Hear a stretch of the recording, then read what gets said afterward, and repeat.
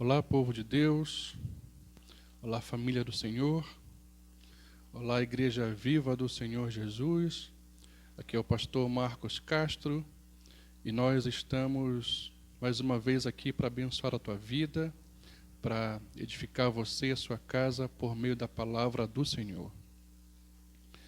Queridos, e nós sabemos que em nossos dias há uma prática muito comum no meio das igrejas evangélicas, que é de transformar todos os membros da família do pastor em pastores. Desse modo, os filhos do pastor se tornam pastorzinhos, a esposa do pastor se torna pastora e por aí vai. E o que está se fazendo dessa maneira é uma apropriação indevida do ministério sacerdotal do Antigo Testamento, onde o sacerdócio era hereditário, ou seja, passado de pai para filho dentro da tribo de Levi. Mas não há respaldo no Novo Testamento para esse tipo de prática. Contudo, queridos, não é porque uma prática é comumente reproduzida e aceita que ela vai se tornar biblicamente correta. Nós sabemos que nem todo filho de crente, crentinho é. Do mesmo modo que nem todo filho de pastor, pastorzinho é. E muito menos esposa de pastor se transforma em pastora. Aliás, nem há respaldo bíblico para ministério pastoral feminino, mas isso é outra discussão, isso é outro ponto para outro momento.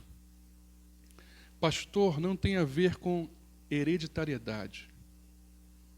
O chamado pastoral não tem a ver com associação familiar. Tem a ver única e exclusivamente com o chamado de Deus. O pastor é aquele que anuncia, é aquele que proclama a palavra de Deus ao povo. É aquele que diz, assim diz o Senhor. Portanto, o ministério pastoral mais se aproxima dos profetas do que dos sacerdotes. Assim sendo, nós podemos então tomar como modelo o chamado profético de Isaías, e assim tirarmos conclusões e lições preciosas para a nossa vida e para a nossa igreja. Leamos então Isaías capítulo 6, versículos de 1 a 13, onde diz: No ano da morte do rei Uzias, eu vi o Senhor assentado sobre um alto e sublime trono, e as abas de suas vestes enchiam o templo. Serafins voavam por cima dele, cada um tinha 6 asas, com 2 cobriam o rosto, com 2 cobriam os seus pés, e com 2 voavam. E clamavam uns para os outros, dizendo: Santo, Santo, Santo é o Senhor dos exércitos. Toda a terra está cheia de sua glória. As bases do limiar se moveram à voz do que clamava, e a casa se encheu de fumaça. Então disse eu: ai de mim, estou perdido, porque sou homem de lábios impuros, e habito no meio de um povo de impuros lábios, e os meus olhos viram o Rei, o Senhor dos exércitos. Então um dos serafins voou para mim, trazendo na mão uma brasa viva, que tirara do altar com uma tenaz. Com a brasa tocou a minha boca e disse: Eis que ela tocou os teus lábios, a tua iniquidade foi tirada e perdoado o teu pecado. Depois disto, ouvi a voz do Senhor que dizia: A quem enviarei e quem há de ir por nós? Disse eu: Eis-me aqui, envia-me a mim. Então disse ele: Vai e dize a este povo: Ouvi, ouvi e não entendais. Vede, vede, mas não percebais. Torna insensível o coração deste povo. endurece-lhe os ouvidos e fecha-lhe os olhos, para que não venha ele a ver com os olhos, a ouvir com os ouvidos e a entender com o coração, e se converta e seja salvo. Então disse eu: até quando, Senhor? Respondeu ele: até que sejam desoladas as cidades e fiquem sem habitantes, as casas fiquem sem moradores e a terra seja de todo assolada. E o Senhor afaste dela os homens, e no meio da terra seja grande o desamparo. Mas se ainda ficar a 10ª parte dela, tornará a ser destruída, como terebinto e como carvalho, dos quais depois de derribado, ainda fica o toco. Assim, a santa semente é o seu toco. Uma análise superficial e apressada do livro de Isaías pode nos levar a pensar que as profecias estão arrumadas cronologicamente e que, portanto, os capítulos de 1 a 5 seriam antes do seu chamado profético e as profecias posterior ao capítulo 6 seriam depois do chamado profético de Isaías. Mas essa afirmação não faz o menor sentido, pois como poderia o profeta escrever de maneira inspirada antes mesmo do seu chamado profético?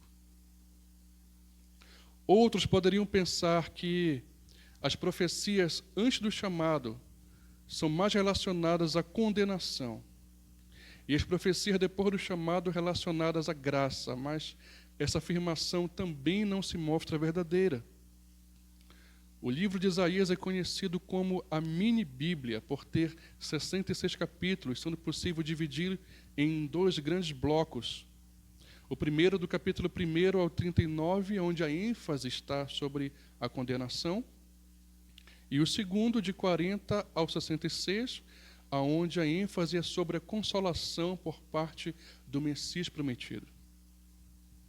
O correto, então, é afirmar que o capítulo 6 é, sim, o início do chamado profético de Isaías, e que no passado ele deveria encabeçar um bloco de profecias que vinha posteriormente, e que hoje ele foi organizado da maneira que nós conhecemos.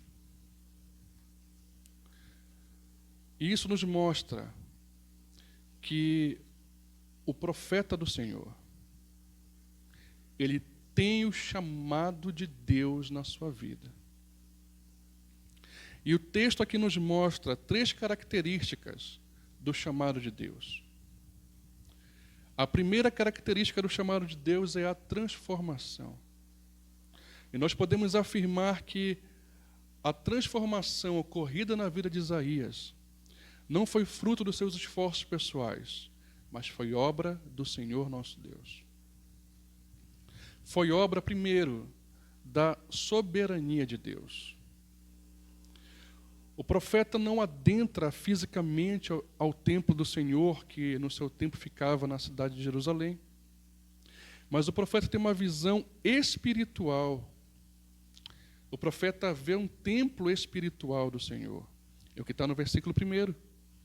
No ano da morte do rei Uzias, eu vi o Senhor assentado sobre um alto e sublime trono, e as abas das suas vestes enchiam o templo. Isso aconteceu no ano da morte do rei Uzias. E nós podemos afirmar que o rei Uzias foi um rei temente ao Senhor, como está lá em 2 Crônicas, capítulo 26, versículo 4. Ele fez o que era reto perante ao Senhor, segundo tudo o que fizera Amazias, seu pai. Durante grande parte do seu governo, ele levou a nação de Judá a um elevado nível de prosperidade espiritual e financeira. Uzias manteve os seus inimigos sob controle. Ele fortificou Jerusalém, levantou um poderoso exército, restabeleceu rotas comerciais de Judá. Em outras palavras, ele foi um dos melhores reis depois da morte de Salomão. Segundo Crônicas 26, versículo 5 diz: nos dias em que buscou ao Senhor, Deus o fez prosperar.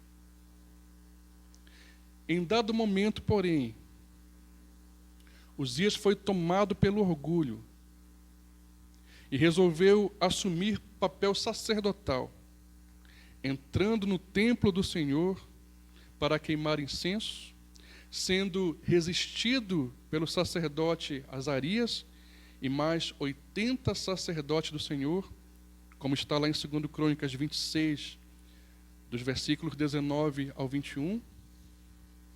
E Uzias então foi punido pelo Senhor, foi disciplinado pelo Senhor com a lepra. No ano então da morte do rei Uzias, se deu o chamado do profeta Isaías. Isso nos mostra que, mesmo que um grande rei tenha morrido na terra, o rei dos reis, João vai dizer que Isaías viu o Senhor Jesus. O rei dos reis continua glorioso. O rei dos reis continua inabalável, soberano em seu trono celestial. O Senhor mostra a sua soberania na vida de Isaías.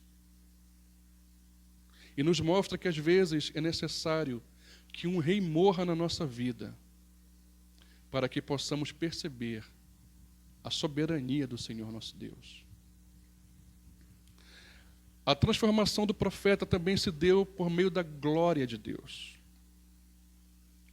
Diante de uma situação de tristeza pela morte do rei Uzias, com um futuro talvez incerto, com a regência do seu filho Jotão, Isaías tem um vislumbre das coisas celestiais. O Senhor tira de Isaías os seus olhos dos problemas terrenos e coloca na glória de Deus. Isaías passa não mais a ver pela ótica humana, mas passa a ver pela ótica celestial. E é por meio dessa ótica, então, que ele afirma aquilo que está no versículo 3, parte B: toda a terra está cheia da glória do Senhor. Queridos, olhar a vida por uma ótica humana pode nos levar a uma visão desesperançosa da vida. Pode nos levar a focar somente nos problemas, nas dificuldades. Quando nós olhamos pela ótica espiritual, em tudo nós vemos a glória do Senhor. Mas a transformação do profeta também se deu por meio da santidade de Deus. Na visão que Isaías tem, aparecem 3 seres que são mencionados somente nessa passagem da Escritura, os serafins. No versículo 2 ele diz: serafins voavam por cima dele, cada um tinha 6 asas, com 2 cobriam o rosto, com 2 cobriam seus pés e com 2 voavam. E essa palavra seraf, ela está relacionada com serpentes abrasadoras, enfatizando aqui o efeito de queimar. E isso está relacionado com a santidade do Senhor, que queima toda impureza, que queima todo pecado. E o som que os serafins produziam era um verdadeiro cântico de santidade ao Senhor. Versículo 3: e clamavam uns para os outros, dizendo: Santo, Santo, Santo é o Senhor dos exércitos. Isaías estava então diante de um Deus que é santo, de um Deus que abomina o pecado. E a proximidade com a santidade do Senhor trouxe ao coração de Isaías convicção da sua própria condição de pecador. No versículo 5 diz: então disse eu, ai de mim, estou perdido, porque sou homem de lábios impuros e habito no meio de um povo de impuros lábios, e os meus olhos viram o Rei, o Senhor dos exércitos. Evidente que nós sabemos que lábios impuros indicam um coração também impuro. O Senhor Jesus nos ensinou em Lucas 6, versículo 45, que a boca fala do que está cheio o coração. Naquele momento, então, Isaías foi purificado, foi santificado pela santidade do Senhor. Versículos 6 e 7 diz: Então um dos serafins voou para mim, trazendo na mão uma brasa viva, que tirara do altar, com uma tenaz. Com a brasa tocou a minha boca e disse: Eis que ela tocou os teus lábios, e a tua iniquidade foi tirada e perdoado o teu pecado. Somente o Senhor santo, somente o Senhor puro, pôde purificar a vida do profeta. O Senhor tinha um chamado na vida de Isaías, contudo, precisava antes transformar a sua vida para que esse projeto fosse iniciado. Somente o Senhor, querido, pode transformar a nossa vida. Somente o Senhor pode transformar a vida de quem Ele chama. Somente o Senhor pode tirar o homem do lamaçal do pecado e transformá-lo em ministro da palavra do Senhor. Nós percebemos então que não tem como ser um mensageiro, não tem como ser um profeta do Senhor, sem antes ter a sua vida transformada, sem antes ser vivificado pelo Senhor, sem antes abandonar a velha vida, sem antes se tornar uma nova criatura e passar a viver em novidade de vida. A segunda característica do chamado de Deus é o comprometimento. A transformação ocorrida na vida de Isaías muda-o por completo. As suas convicções, os seus planos, agora se tornam os planos do Senhor. E o Senhor mostra que tem um propósito maior na vida dele. E o propósito é para que seu povo ouça a palavra do Senhor. O Senhor deixa claro aqui que a transformação operada na vida de Isaías não era para que ele se orgulhasse, não era para que ele se exaltasse sobre os seus contemporâneos. E é o mal de muitas pessoas hoje. Alguns crentes, quando começam a sua carreira cristã, passam, às vezes, a se achar superiores aos demais, a se acharem mais santos que as outras pessoas, que os outros crentes. E assim começam a se orgulhar disso e falham grandemente.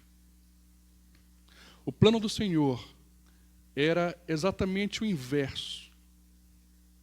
Ao invés de levar Isaías a se orgulhar, a se exaltar, o plano do Senhor era para que ele saísse da sua zona de conforto e fosse pregar a palavra do Senhor ao seu povo. Isaías ouve a voz do Senhor no versículo 8, parte A. Depois disto, ouvi a voz do Senhor que dizia: a quem enviarei? E quem há de ir por nós? O texto vai deixar bem claro que o Senhor deseja um mensageiro humano para proclamar a sua palavra ao povo. O Senhor deseja alguém que se comprometa com a sua obra. Alguém que não vá em seu próprio nome, mas vá em nome do Senhor.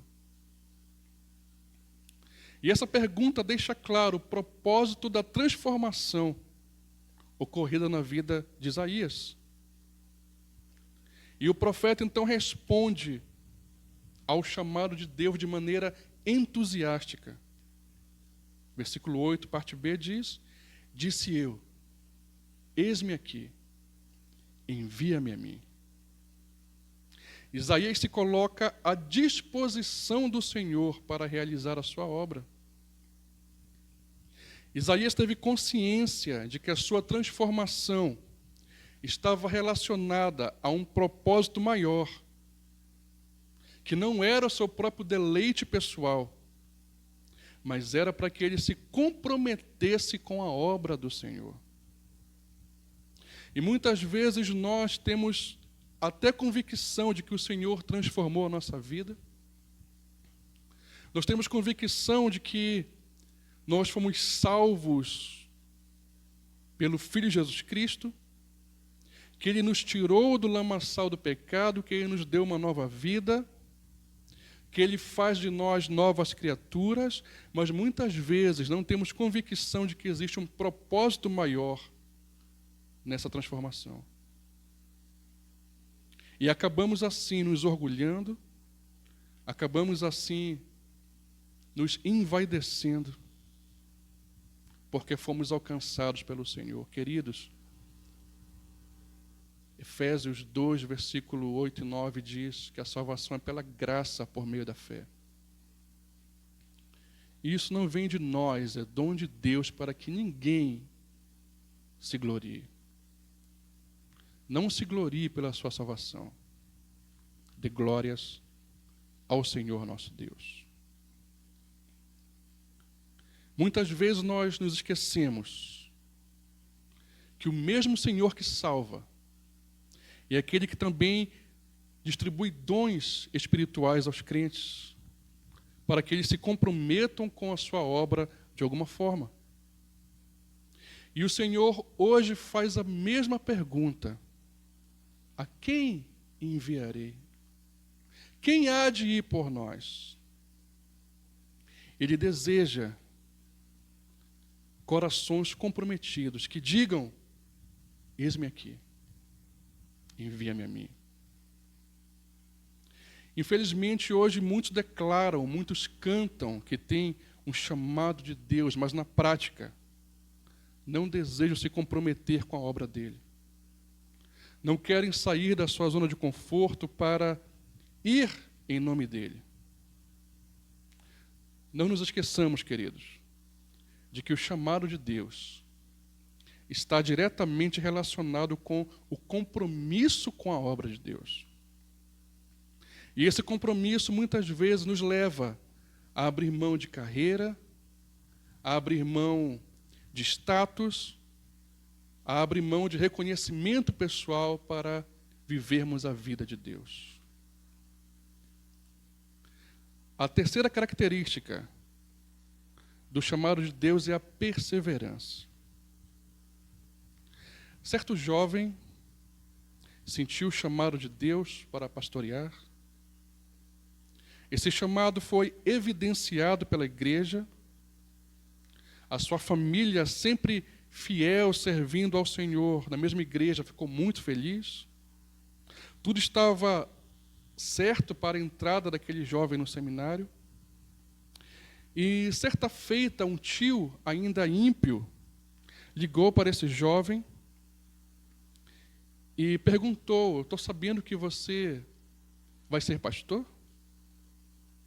E aquele jovem, então, muito feliz, respondeu: sim, eu senti o chamado do Senhor, a igreja testificou e breve eu vou estar entrando no seminário. E aquele tio, então, perguntou para aquele jovem: vem cá, meu sobrinho, esse negócio de pastor dá dinheiro? Queridos, muitos, quando ouvem falar em chamado de Deus, pensam logo em status, pensam logo em dinheiro, ou pensam em ser reconhecido pelos homens. O chamado de Isaías nos mostra que não há glamour no chamado de Deus. Pelo contrário. O chamado do Senhor envolve grandes desafios. E o primeiro desafio que Isaías iria enfrentar era a falta de resultados. O profeta foi chamado para proclamar a palavra do Senhor. Mas isso não quer dizer que o resultado da sua pregação seria positivo. Muito pelo contrário. Os versículos 9 e 10 diz: então disse ele: vai e dize a este povo: ouvi, ouvi e não entendais. Vede, vede, mas não percebais. Torna insensível o coração deste povo, endurece-lhe os ouvidos e fecha-lhe os olhos, para que não venha ele a ver com os olhos, a ouvir com os ouvidos e a entender com o coração, e se converta e seja salvo. Isaías não seria ouvido. Quando ouvido, não seria entendido. Quando entendido, as pessoas não se arrependeriam e não se converteriam, pois os seus corações estariam endurecidos. Aos olhos humanos, o ministério de Isaías era um completo fracasso. Mas aos olhos do Senhor, era um grande sucesso. Pois o sucesso, aos olhos de Deus, não está no resultado, mas está em obedecer o chamado que Ele deu, está em fazer a sua vontade. Aquele que foi chamado para proclamar a palavra do Senhor precisa entender que nem sempre vai ter os resultados que espera. Mas que isso não venha a desanimar o nosso coração. Que isso não nos leve a abrir mão do chamado do Senhor. Aquele que foi chamado precisa ser perseverante, mesmo quando há indiferença por parte daqueles que ouvem a palavra do Senhor. O segundo desafio que o profeta iria enfrentar é o desafio do tempo. Nós percebemos que o Senhor não promete nenhum estímulo ou nenhum tipo de recompensa para que o chamado do profeta fosse cumprido. Na realidade, ele iria se deparar com endurecimento dos corações, com pessoas que não se arrependeriam e não se converteriam. O profeta, então, faz uma pergunta ao Senhor, no versículo 11. Até quando, Senhor? Até quando será assim? E a resposta do Senhor certamente foi diferente daquela que Isaías esperava ouvir. Versículos 11 e 12. Ele respondeu: até que sejam desoladas as cidades e fiquem sem habitantes, as casas fiquem sem moradores e a terra seja de todo assolada, e o Senhor afaste dela os homens, e no meio da terra seja grande o desamparo. Em outras palavras, até que o povo seja levado para o cativeiro. O povo não iria ouvir as exortações do profeta e, por conta disso, receberia o castigo do Senhor por meio do exílio. Contudo, as palavras do profeta não se perderiam no tempo. Mesmo que aquela geração não escutasse, não se arrependesse, as suas palavras ecoariam pela eternidade. Pois o Senhor promete que, mesmo corrigindo o seu povo, não o destruiria como fez com outras nações. O versículo 13 diz: mas se ainda ficar a 10ª parte dela, tornará a ser destruída como terebinto e como carvalho, dos quais, depois de derribados, ainda fica o toco. Assim, a santa semente é o seu toco. Israel aqui é representado como uma árvore, cujo tronco é derrubado e, mesmo assim, um novo ramo nasce do tronco caído, mostrando que um novo Israel iria brotar do velho Israel. Nas palavras de Paulo, em Romanos 11, versículo 5, assim, pois, também agora, no tempo de hoje, sobrevive um remanescente segundo a eleição da graça. O profeta não veria o surgimento desse novo Israel, mas as suas palavras seriam cruciais para que essa santa semente nascesse, pois o surgimento dessa nova semente, desse remanescente, não estaria relacionado com a descendência de Abraão, mas com a graça do Senhor por meio na fé por meio da fé no Messias Salvador.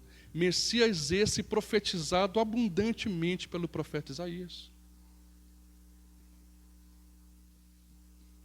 Isaías deveria ser perseverante, pois iria passar pelo teste do tempo. As suas palavras não seriam compreendidas no seu tempo, mas seriam fundamentais dentro de um plano maior que o Senhor tinha para o seu povo. Queridos, aquele que tem o chamado de Deus deve perseverar, pois muitas vezes as condições e o tempo não são favoráveis. Deve perseverar, pois o sucesso aos olhos do Senhor não está no resultado, mas está em cumprir cabalmente aquilo que foi chamado para fazer. Queridos, pastor é o profeta do Senhor. É boca de Deus para o seu tempo. Pastor não é apenas para ter um título ou um PR na frente do nome como um sinal de status. Não é motivo para se orgulhar. Mas o profeta do Senhor precisa ter o chamado do Senhor na sua vida. Ter convicção do chamado do Senhor na sua vida. E esse chamado envolve, primeiro, transformação. Aquele que foi chamado certamente tem a sua vida transformada pelo Senhor e precisa andar em novidade de vida. O chamado envolve compromisso. Aquele que foi chamado precisa entender que deve se comprometer com a obra do Senhor e, se preciso for, abrir mão dos seus desejos pessoais, de sua vida, para viver a vida que Deus quer. E o chamado envolve perseverança. Aquele que foi chamado precisa entender que terá grandes desafios diante de si. E que o Senhor trabalha no seu tempo e não no nosso tempo. Que Deus abençoe nessa noite a cada pastor, a cada profeta do Senhor. E que Deus abençoe a sua igreja para que possa compreender com clareza o chamado pastoral. Eu convido você a orar neste momento. Baixar sua cabeça comigo e orar e agradecer a Deus pela sua palavra, que ela possa trazer transformação, mudança de consciência, mudança de vida para cada um de nós.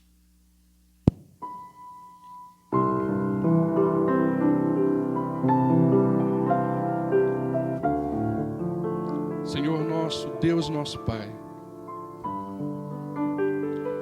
nós te agradecemos, ó Senhor, Tu que és santo, Tu que és poderoso, Senhor, nós te louvamos. Porque um dia o Senhor nos chamou para ser profeta do Senhor. E um dia o Senhor nos tirou do lamaçal do pecado para a luz do Filho Jesus Cristo. E nos mostrou que havia um propósito maior em tudo isso. E esse propósito era pregar a sua palavra, anunciar as tuas verdades aos povos, aqueles que não te conhecem. Deus, eu te agradeço pelo teu chamado, pela tua transformação na minha vida, Senhor. Derrama em mim mais perseverança, ó Deus. Me sustenta a cada dia com as tuas mãos poderosas. Que diante das adversidades, ó Pai do ministério, em nenhum momento eu pense em retroceder ou em paralisar. Mas pelo contrário, que eu possa, Senhor Deus, desejar a cada dia cumprir o teu chamado em minha vida, fazer a tua vontade, Senhor. E se preciso for abrir mão de tudo para te servir, que assim seja. E que hoje muitos que vão ouvir essa palavra possam também se comprometer com o Senhor. Possam dizer, como disse Isaías: eis-me aqui, Senhor, envia-me a mim. E eu irei em nome do Senhor. Mesmo diante de tribulações, de adversidades, mesmo diante de um tempo não favorável, eis-me aqui, Senhor. E por isso eu te louvo, Deus, porque Tu tens um plano perfeito para cada um de nós. E eu te exalto nesta noite. E faço isso em nome do Senhor Jesus. Em nome de Jesus. Amém, Senhor. E amém.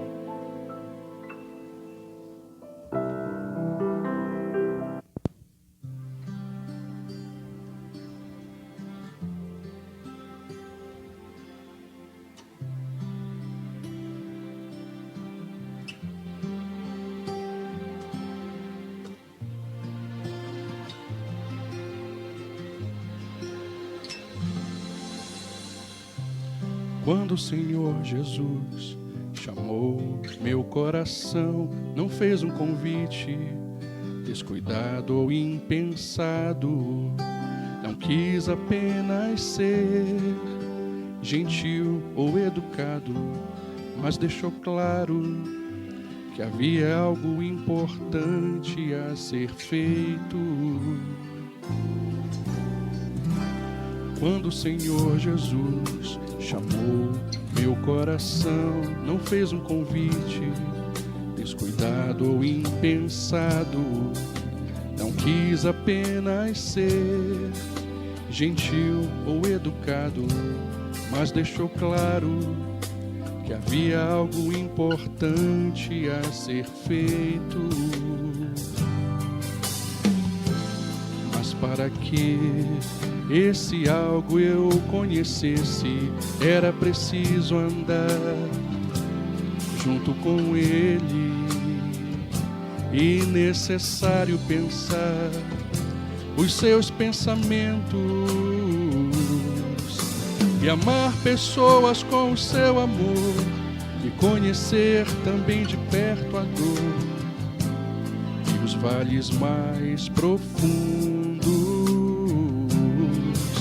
Provar aos poucos uma solidão e o desamparo desse mundo, e aprendendo assim a depender a cada dia mais de suas mãos. Quando Ele me chamou, não fez promessas humanamente convincentes, nada que me enchesse os olhos. Apenas disse que me faria um pescador, mas pescador de peixes eu sou. E na verdade há muitos outros como eu. Nós pescamos coisas distintas, e mesmo que você não sinta, sua vida algo vai buscar.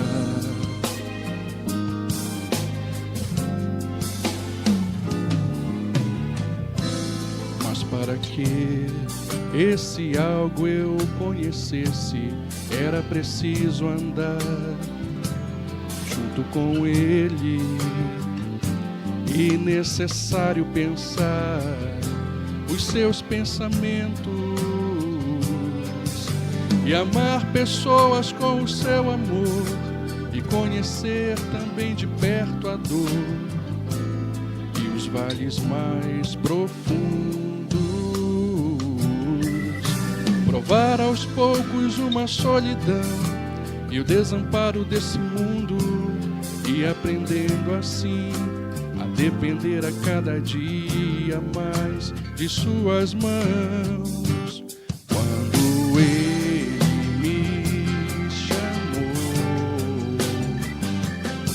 fez promessas humanamente convincentes, nada que me enchesse os olhos. Apenas disse que me faria um pescador, mas pescador de peixes eu sou. E na verdade há muitos outros como eu. Nós pescamos coisas distintas,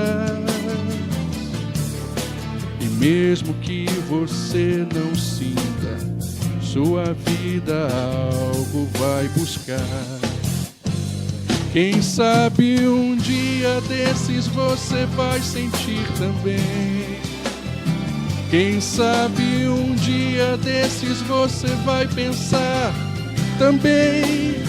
Quem sabe um dia desses você vai ouvir a mesma voz. Quem sabe um dia o fará mudar de atitude, vida, rumo e de propósito. Quem sabe um dia desses você vai sentir também. Quem sabe um dia desses você vai pensar também. Quem sabe um dia desses você vai ouvir a mesma voz. Quem sabe um dia o fará mudar. Quem sabe um dia o fará mudar de atitude, vida, rumo e de propósito.